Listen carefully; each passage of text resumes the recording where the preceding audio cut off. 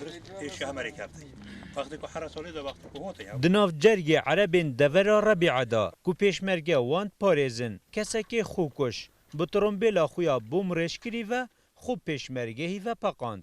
Qedrî ew pêşmergehe yê ku trombêl bi çav dîtî.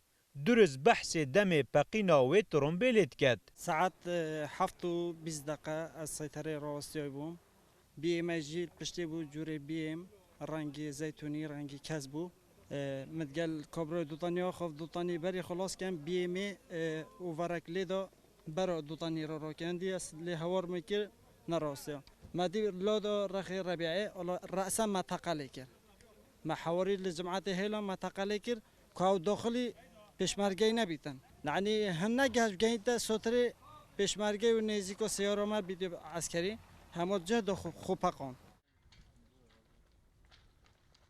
Di encamê wê peqînê du pêşmerge birîndar bûyne û kesê xwe kuşt jî laşê wî parçe parçe bûye. Ev carayekî nîne li vê deverê di jî pêşmergehî hewlên peqînê hatîne kirin. که خودش عین تشتکی و هبی بس نپخیه به او نپخیه به پوچل کرده به نخوندی ام هاتیه را بس لیره جی ها هشتا کامل هاتیه راش ایره جی تیرورست بوده جی ایرهاب بوده اب عیونات چنکی تلحبری لیبل Pêşmerge di dirêjaya 1005 kilometra di jî Daeş di şerî da ye. Belê fermandekê leşkerî nabînît ev cure peqîne kartêkirinê li mûrala wan bikin.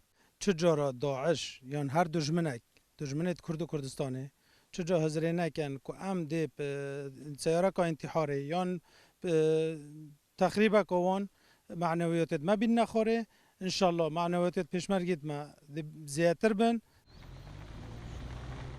Eweynat 20 kilometra ji nahiya Rebî'a dîre akinciyên wê hemî Ereb in. كردي نازانم كردي عربي عربي نازانم عربي Her çar aliyên wê jî hêzên pêşmergehî wan parêzin. Nasir Elî Rûdaw, Komalgeha Eweynat, nêzik